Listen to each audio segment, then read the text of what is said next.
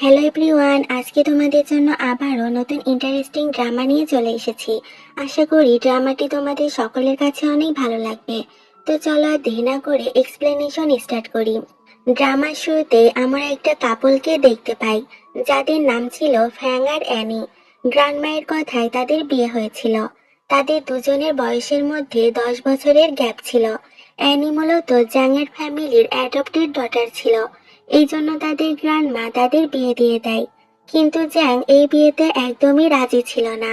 তাই সে অ্যানিকে divorce paper দেয় আর বলে 3 মাসের ভেতর তারা আলাদা হয়ে যাবে।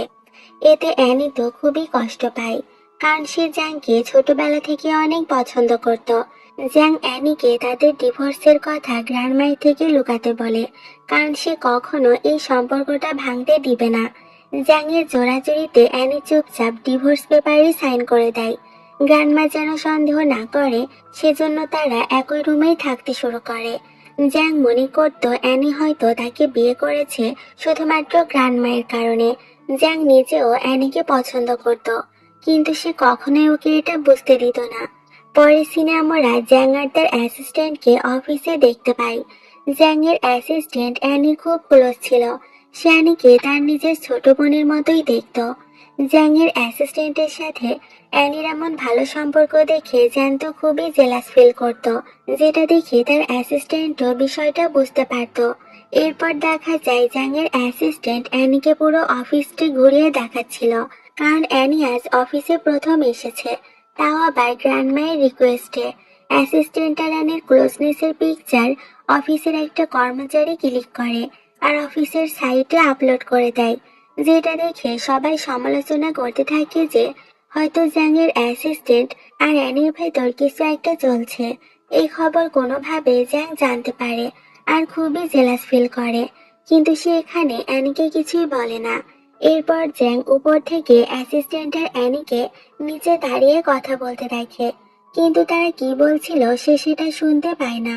মূলত অ্যানি অ্যাসিস্ট্যান্টের কাছে সুইমিং শিখতে চাচ্ছিল। অ্যাসিস্ট্যান্ট বলে, ঠিক আছে, আমি কিছুদিন পর ফ্রি আছি, তখনই তোমাকে সুইমিং শেখাবো।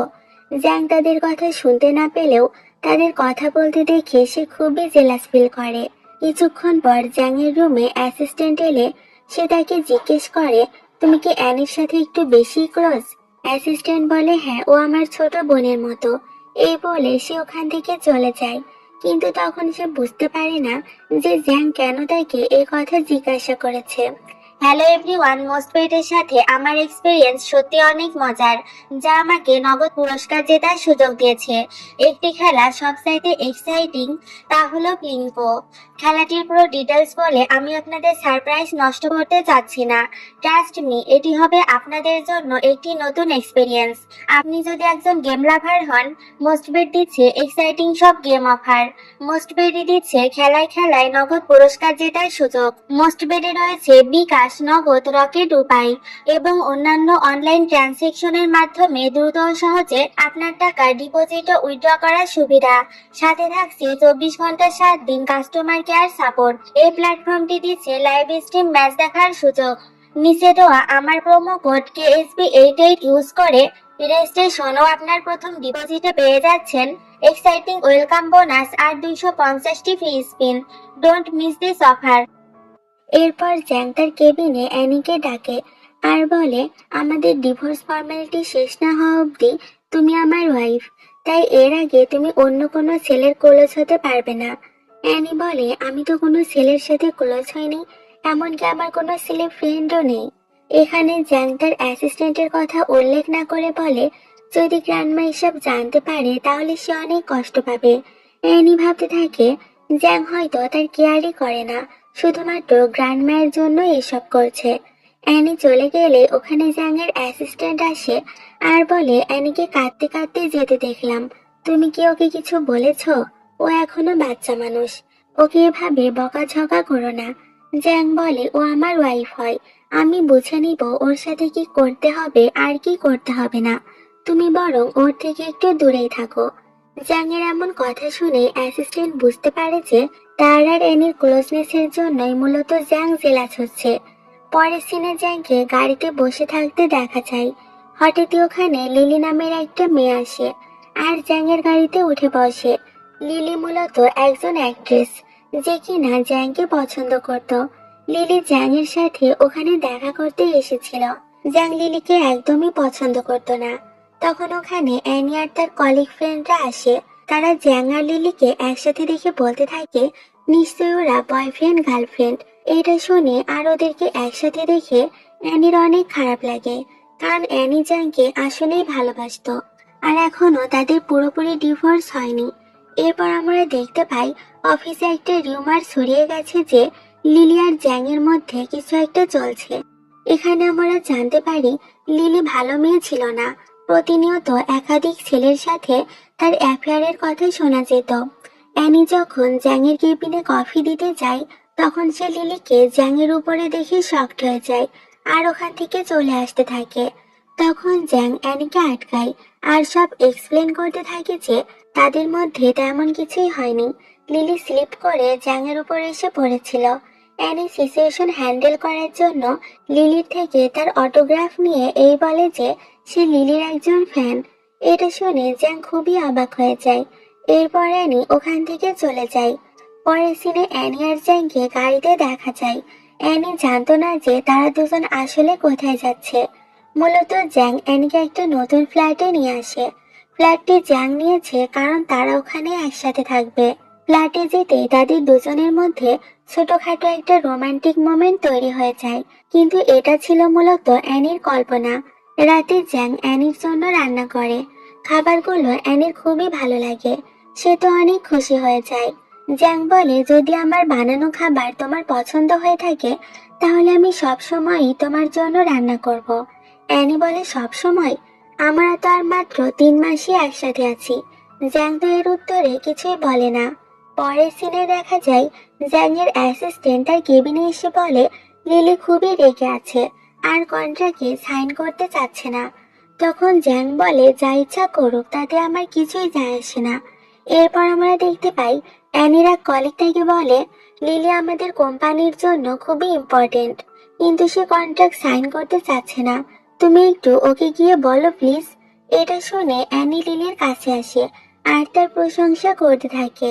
এরপর অ্যানি বলে আমার মনে হয় জ্যাং তোমাকে পছন্দ করে, কিন্তু ওর একটু সময় লাগবে। এই কথা শুনে লিলি খুবই খুশি হয় আর কন্ট্রাক্ট সাইন করতে রাজি হয়ে যায়। ওখান থেকে চলে আসার পর অ্যানির অন্য এক কলিগ তাকে বলে সে জ্যাংকে পছন্দ করে। কিছুদিন পর অফিসে একটা ফাংশন হবে, সেখানে সে ফার্স্ট হবে আর সে জ্যাংয়ের সাথে ডান্স করার সুযোগ পাবে। হঠাৎই অ্যানির কাছে তখন জ্যাংয়ের কল আসে। জ্যাং অ্যানিকে তার কেবিনে তার সাথে লাঞ্চ করার জন্য ডাকে। তারা দুজন একসাথে বসে লাঞ্চ করে। জ্যাং দেখে অ্যানি অনেক টায়ার্ড, তাই সে অ্যানিকে তার কেবিনে রেস্ট নিতে বলে। এতে অ্যানি তো অনেক নার্ভাস ফিল করতে থাকে। কিছুক্ষণ রেস্ট নিয়ে বাইরে এলে অ্যানির ওই কলিগ তাকে জিজ্ঞেস করে সে এতক্ষণ কোথায় ছিল। তখন অ্যানি তাকে মিথ্যা বলে। অ্যানি বলে সে বাইরে গিয়েছিল, অফিসে ছিল না। রাতে জ্যাং ড্রাঙ্ক হয়ে বাড়িতে ফিরে। অ্যানি তাকে কোনো মতে ট্যাগেল দেয় আর দুজনেই অনেক গোলজ হয়ে যায়। আর তখন আমাদের ফ্ল্যাশব্যাক দেখানো হয় ছোটবেলা থেকেই জ্যাং অ্যানিকে অনেক সাপোর্ট করত। গ্র্যান্ডমাও অ্যানিকে অনেক পছন্দ করত।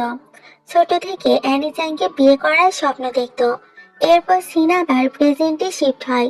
অ্যানি বলে আমি তোমার জন্য স্যুপ বানিয়ে আনছি। তো জ্যাং স্যুপ খাচ্ছিল আর অ্যানি তাকে মেসেজ করে দিচ্ছিল। তখন অ্যানি ওকে কনভিন্স করতে থাকে যেন সে অফিস ফাংশনে আসে, আর অ্যানিকে মূলত তার গার্লস কলিগই এটা বলতে বলেছিল।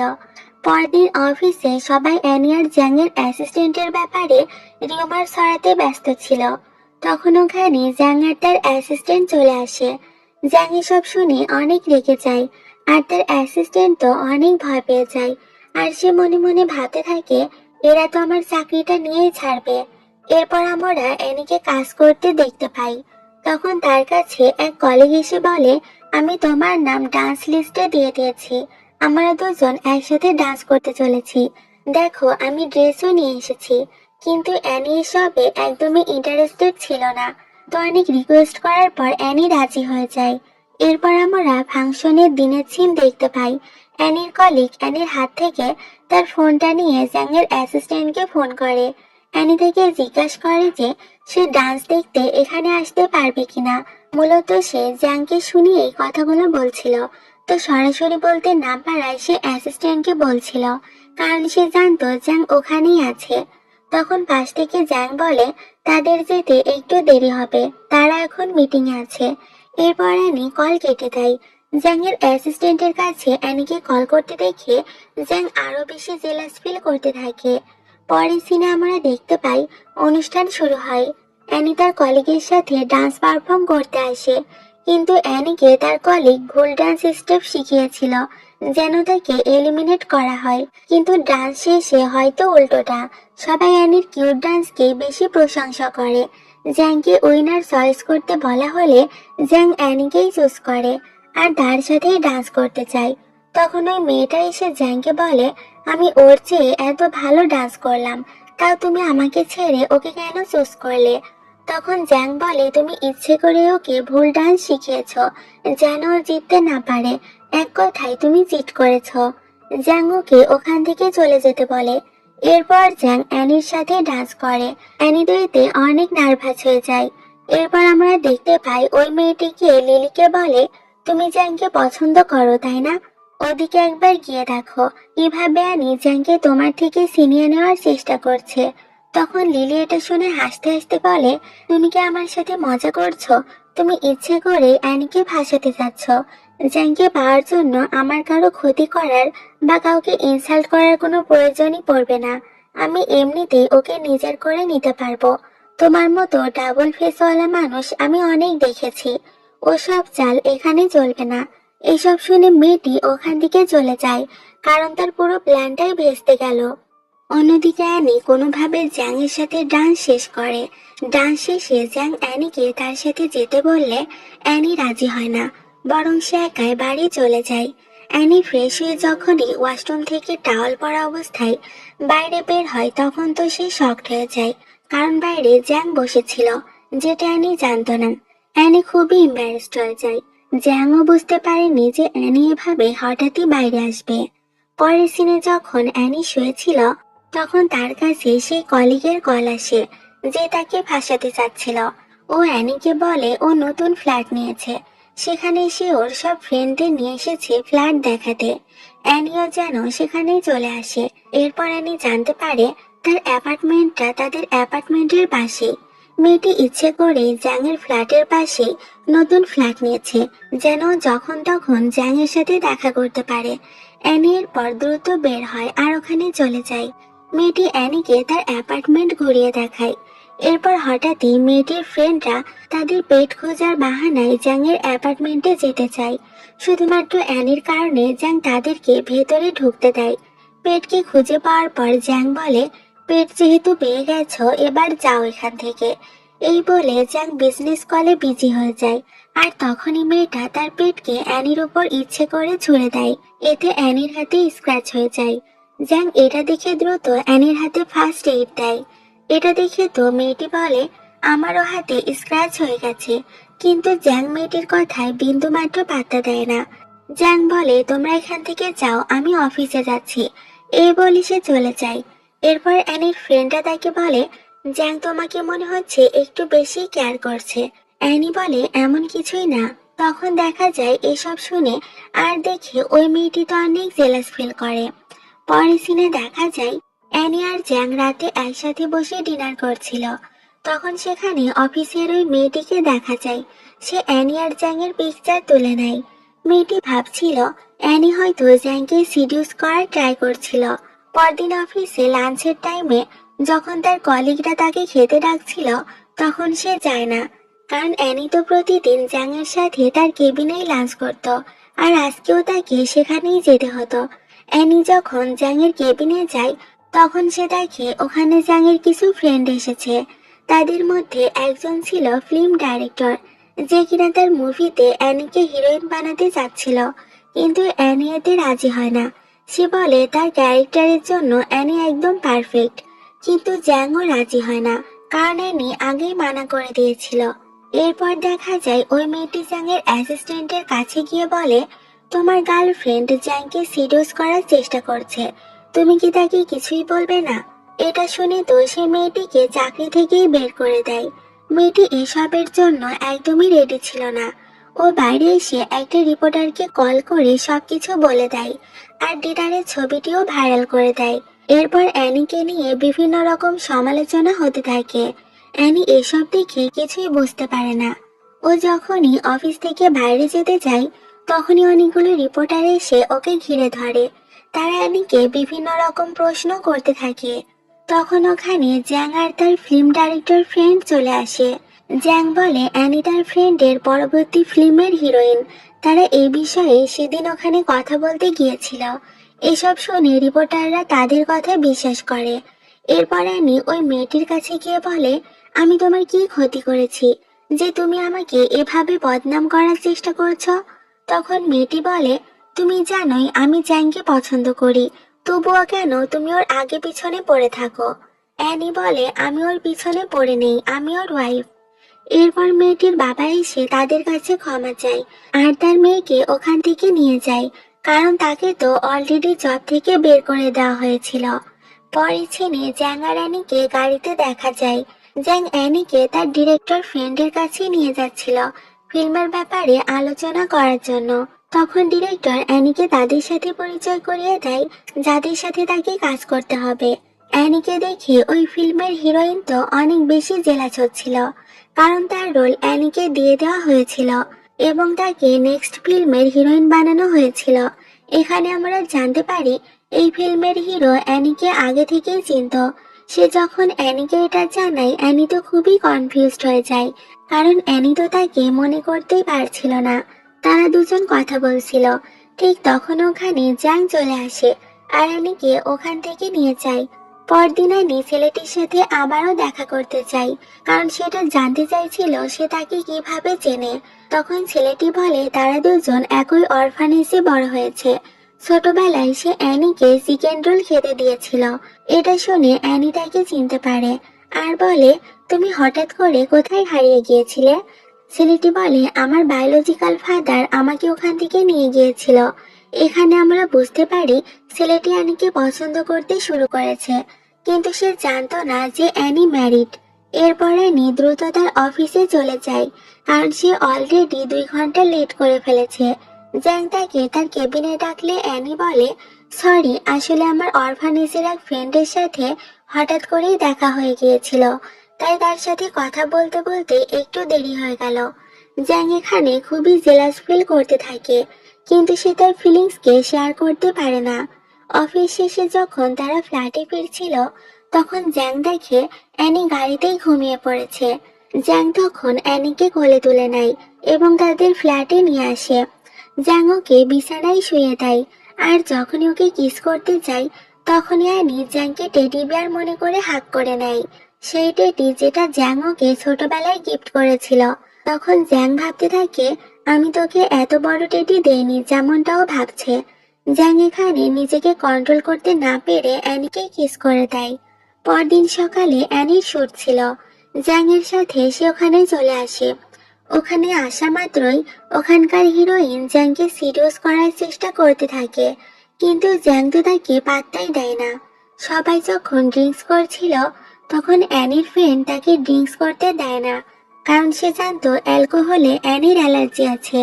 তাই সে ওকে ড্রিঙ্ক করতে না দিয়ে সেগুলো নিজেই খেয়ে নেয়, যার জন্য তার অনেক নেশা হয়ে যায়। এরপর অ্যানি তাকে ধরে নিয়ে গিয়ে তার গাড়িতে বসায়। এসব দেখে জ্যাং তো অনেক জেলাস হয়ে যায়। জ্যাং তখন অ্যানিকে কল করে এবং গাড়িতে আসতে বলে।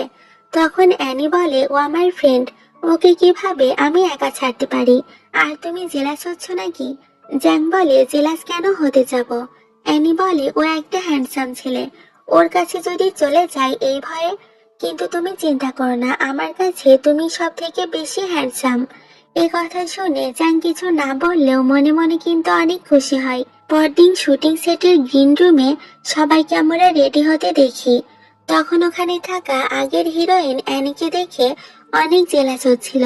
সে ইচ্ছে করে তার অ্যাসিস্ট্যান্টকে বলে অ্যানির জুসের ভিতর অ্যালকোহল মিক্সড করে দিতে, যাতে অ্যানির অ্যালার্জি শুরু হয়ে যায়, আর এই কারণে অ্যানি ঠিকভাবে শুট করতে পারবে না।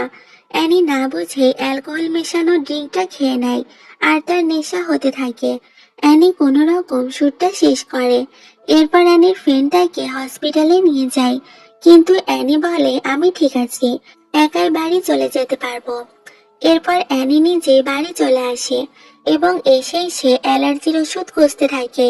তখন জ্যাং আসে আর বলে, তুমি ড্রিঙ্কস করেছো, তোমার না অ্যালকোহলে অ্যালার্জি? তখন অ্যানি বলে, জানি না আমার জুসের ভিতর কিভাবে অ্যালকোহল চলে আসলো। এরপর জ্যাং অ্যানির বডিতে ওষুধ লাগিয়ে দেয়। রাতে জ্যাং দেখে অ্যানির স্ক্রিপ্টে অনেক রোমান্টিক সিন আছে, যেগুলো করতে দিতে জ্যাং একদমই রাজি ছিল না। এজন্য সে ডিরেক্টর মানে তার ফ্রেন্ডকে কল করে সিন চেঞ্জ করতে বলে। ডিরেক্টর বলে এটা রোমান্টিক মুভি, রোমান্টিক সিন তো থাকবেই। তখন জ্যাং বলে, সিন যদি চেঞ্জ না করা হয় তাহলে আমি অ্যানিকে এই ফিল্ম করতে দিব না। এই বলে জ্যাং কলটা কেটে দেয়। পরদিন যখন অ্যানি শুট করতে যায়, তখন সে দেখে ওখানে শুট হচ্ছে না, কিছু একটা ঝামেলা চলছে। অন্যদিকে ডিরেক্টর জ্যাংকে কনভিন্স করার চেষ্টা করছিল, কিন্তু জ্যাং কোনোভাবেই মানছিল না। জ্যাং বলে, আমি রাজি হব যদি তুমি এই রোমান্টিক সিনগুলো মেইন হিরোর জায়গায় আমাকে রিপ্লেস করতে পারো। এটা শুনে তো ডিরেক্টর পুরোই শকড হয়ে যায়, তবে এটা ইজি না হলেও ইম্পসিবল ছিল না। এরপরে রোমান্টিক সিন শুরু হওয়ার আগে ডিরেক্টর জ্যাংকে কল করে ওখানে আসতে বলে। এটা শুনে জ্যাং শুটিং এর জায়গায় চলে আসে। তখন ডিরেক্টর অ্যানিকে বলে রোমান্টিক সিনগুলোতে তার সাথে জ্যাং অ্যাক্টিং করবে। অ্যানি তো এটা শুনে অনেক নার্ভাস ফিল করছিল, কারণ তাদের মধ্যে আগে থেকে তো এমন কিছুই হয়নি। তারা কোনোভাবে শুটিং কমপ্লিট করার চেষ্টা করছিল, কিন্তু পারছিল না।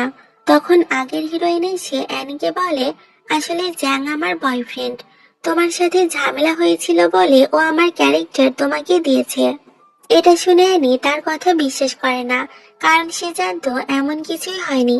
অ্যানি জ্যাংকে ডেকে বলে, দেখো তোমার গার্লফ্রেন্ড কি বলছে, ওর সাথে নাকি তোমার ঝগড়া হয়েছে, এজন্যই নাকি তুমি এই ক্যারেক্টারটা আমাকে দিয়েছো। তখন জ্যাং বলে, কি সব উল্টাপাল্টা বলছো, আমি তোকে চিনিও না। তখন মেয়েটি বলে, আরে আমি তো এমনি অ্যানির সাথে মজা করছিলাম। ডিরেক্টর আজই সব রোমান্টিক সিনগুলো শুটিং করে ফেলতে বলে। সিন সব ঠিকঠাক চললেও অ্যানি খুবই আনকমফোর্টেবল ফিল করতে থাকে। এরপর তাদের একটা বেড সিন ছিল। ডিরেক্টর অ্যানিকে বলে, তুমি নার্ভাস হও না, রুমে শুধু আমি আর ক্যামেরাম্যান থাকবো। এই সিনে অ্যানিকেই কিস করতে হবে। সিন শুরু হয় আর সবকিছু ডিরেক্টরের কথা মতোই হয়। তবে এক পর্যায়ে জ্যাং নিজেকে কন্ট্রোল করতে না পেরে নিজেও অ্যানিকে এক্সট্রা ইমোশন দিয়ে কিস করতে থাকে। এটা দেখে ডিরেক্টর আর ক্যামেরাম্যানও রুম থেকে চলে যায়। জ্যাংয়ের এমন অবস্থা দেখে অ্যানি রাগ করে ওখান থেকে চলে যায়। তখন জ্যাং বুঝতে পারে হয়তো সে একটু বেশিই করে ফেলেছে। এরপর অ্যানি ডিরেক্টরের কাছে এসে বলে, আজকের মতো শুট শেষ তো, আমি এখন বাড়ি যেতে চাই। ডিরেক্টর অ্যানিকে ছুটি দিলে অ্যানি সেখান থেকে যেতে থাকে। তখন ডিরেক্টর জ্যাংকে বলে, তোমার অ্যানির সাথে গিয়ে কথা বলা উচিত। জ্যাং গিয়ে অ্যানিকে বলে, তুমি আমার সাথে এমন ব্যবহার কেন করছো? অ্যানি বলে, আমার মনে হচ্ছিল তুমি সুযোগের অসৎ ব্যবহার করতে চাচ্ছিলে। জ্যাং বলে, মোটেও এমনটা না, আমার ওয়াইফের ওপর কি আমার কোনো ফিলিংস থাকতে পারে না? অ্যানি বলে, আমাদের ডিভোর্স হয়ে গেছে। জ্যাং বলে, ডিভোর্স পেপার ততদিন অবধি লিগাল না যতদিন না ওটা কোর্টে পৌঁছাচ্ছে। পরের সিনে দেখা যায় অ্যানি আর গ্র্যান্ডমা একসাথে বসেছিল। তখন ওখানে জ্যাং আসে। অ্যানি জ্যাংয়ের ব্যাপারে গ্র্যান্ডমাকে কিছুই বলে না। গ্র্যান্ডমা তাদেরকে একই রুমে থাকতে বলে। রুমে গিয়ে তারা দুজন ডিসকাস করতে থাকে। জ্যাং আবার সবকিছু ঠিক করে নেওয়ার কথা বললে অ্যানি বলে, তাহলে লিলির কি হবে? জ্যাং বলে, ওর সাথে তো আমার কিছুই নেই, ও আমার পিছনে পড়ে আছে, আমি নই, আমি শুধু তোমাকেই পছন্দ করি। অ্যানি বলে, ঠিক আছে, আমরা যে ম্যারিড এটা ভুলে যাও, আমরা আবার বয়ফ্রেন্ড গার্লফ্রেন্ডের রিলেশনশিপের মাধ্যমে সবকিছু শুরু করব। পরে আমরা সবাইকে সবকিছু জানাবো। এটা শুনে জ্যাংও রাজি হয়ে যায়। পরদিন তাদের রিলেশনশিপের প্রথম দিন শুরু হয়। ব্রেকফাস্ট টেবিলে তাদেরকে নর্মাল ভাবে কথা বলতে দেখে গ্র্যান্ডমা তো অনেক খুশি হয়। এরপর তারা শপিং এর জন্য আসে। ওখানে গিয়ে তারা নিজেদের জন্য কাপল ড্রেস কিনে নেয়। তখন অ্যানির কাছে তার অরফানেজের ফ্রেন্ডের কল আসে, মানে তাদের ফিল্মের হিরোয়ের। সে তাদের বাড়িতে বেড়াতে আসতে চায়। পরে সিনে আমরা দেখতে পাই অ্যানির ফ্রেন্ড তাদের বাড়িতে চলে আসে। তখন জ্যাং অ্যানির সাথে খুবই ক্লোজ বিহেভ করতে থাকে। আর তখনই অ্যানির ফ্রেন্ড জানতে পারে যে জ্যাং আর অ্যানি ম্যারিড। এটা শুনে তো সে শকড হয়ে যায়, কারণ এতদিন সে ভাবতো অ্যানি সিঙ্গেল, আর সে নিজেও অ্যানিকে পছন্দ করত। পরবর্তী সিনে দেখা যায় অ্যানির ফ্রেন্ড বাই বলে চলে যায়। এটা দেখে জ্যাং তো অনেক খুশি হয়, কারণ জ্যাং ওকে দেখে অনেক জেলাস ফিল করত। জ্যাং ভাবতে থাকে অ্যানি যে ম্যারিড এটা শোনার পর ছেলেটা হয়তো অ্যানিকে ডিস্টার্ব করবে না। পরদিন আমরা অ্যানিকে শুটিং সেটে দেখতে পাই। তার জন্য খুব দামি একটা ড্রেস এসেছিল, যেটা পরে তাকে শুটিং করতে হতো। ডিরেক্টর তাকে সবকিছু বুঝিয়ে দেয়, কিন্তু ওখানকার হিরোইন অ্যানির উপর প্রতিশোধ নিতে যাচ্ছিল। শুটিং শুরুর 10-15 মিনিট আগে অ্যানি জ্যাংয়ের সাথে ঘুরতে গেলে হিরোইন তার অ্যাসিস্ট্যান্টকে বলে ওই ড্রেসটা কেটে দিতে। এতে সবাই ভাববে অ্যানি হয়তো ড্রেসটা নষ্ট করে ফেলেছে, আর এতে ডিরেক্টর তাকে এখান থেকে বের করে দিবে। হিরোইনের অ্যাসিস্ট্যান্ট তো এটা করতে চায় না, কিন্তু জোরবশত সেটা করতে বাধ্য হয়। শুট শুরু হলে অ্যানি দেখে যে তার ড্রেস নষ্ট হয়ে গেছে। তখন হিরোইন সব দোষ অ্যানিকেই দিতে থাকে। কিছুক্ষণ পর ওখানে গ্র্যান্ডমা চলে আসে আর অ্যানি সাপোর্টে কথা বলতে থাকে। তখন ওখানে জ্যাংও চলে আসে আর বলে এই রুমে আগে থেকে আমি ক্যামেরা লাগিয়ে রেখেছিলাম, কারণ আমি জানতাম কেউ না কেউ অবশ্যই অ্যানিকে ফাঁসানোর চেষ্টা করবে। এরপর জ্যাং তার ফোন থেকে ক্যামেরার রেকর্ড ফুটেজ সবাইকে দেখায়। এটা দেখে হিরোইনের অ্যাসিস্ট্যান্টকে জেরা করলে সে হিরোইনের কথা সবাইকে বলে দেয়। এরপর জ্যাং তাকে পুলিশের হাতে তুলে দেয়। অ্যানির ক্ষতি চাওয়ায় তার জেল হয়ে যায়, এমনকি তাকে 10 লাখ টাকাও জরিমানা দিতে হয়। তো জ্যাং আর অ্যানি তাদের টেম্পোরারি রিলেশনশিপ শেষ করে আবারও বিয়ে করে নেয়। এরপর তারা প্রথমবারের মতো ইন্টিমেট হয়। পরদিন সকালে অফিসে জ্যাংকে পিছন থেকে জো নামের একটা মেয়ে হাঁক করে আর বলে আমাকে ছেড়ে তুমি কিভাবে অন্য কাউকে বিয়ে করে নিলে। তখন জ্যাং বলে তুমি জানো আমি এখন ম্যারিড, তাই তোমার এইসব কাজের কোনো মানেই হয় না। আর তাছাড়া আমি কখনো তোমাকে ওই নজরে দেখিনি। তোমার জন্য এটাই ভালো হবে যে তুমি আমার পিছু করা বন্ধ করে দাও। এসব অ্যানি জ্যাংয়ের কেবিনের বাইরে থেকে শুনে নেয়। জো যখন চলে যাচ্ছিল তখন সে অ্যানিকে বলে খুব শীঘ্রই জ্যাং আমার হতে চলেছে, ও এক প্রকার বাধ্য হয়েই তোমাকে বিয়ে করেছে। এই বলে জু ওখান থেকে চলে যায়। তো অ্যানি এসব নিয়ে ভাবছিল, আর তখনই তার অ্যাক্সিডেন্ট হতে যাচ্ছিল। জ্যাংয়ের অ্যাসিস্ট্যান্ট তখন অ্যানিকে বাঁচিয়ে নেয়। অ্যানি জ্যাংকে জুয়ের ব্যাপারে কিছুই বলে না। জ্যাং বাইরে এসে তার অ্যাসিস্ট্যান্টকে বলে অ্যাক্সিডেন্টটা কিভাবে হলো খোঁজ নাও। এটা কোনো অ্যাক্সিডেন্ট ছিল বলে মনে হয় না, হয়তো কেউ ইচ্ছে করে এটা করেছে। আর জুয়ের আমার সাথে দেখা করতে আসা আর রানীর অ্যাক্সিডেন্ট কখনোই কোইন্সিডেন্ট হতে পারে না, নিশ্চয়ই এর পিছনে ওরই হাত রয়েছে। এরপর জ্যাং অ্যানির সাথে কথা বলতে তার কাছে আসে। তখন অ্যানি বলে জুয়ের সাথে তার কথা বলার সময় সে সবই শুনেছে। তখন জ্যাং বলে জুয়ের সাথে তার অমন কোনো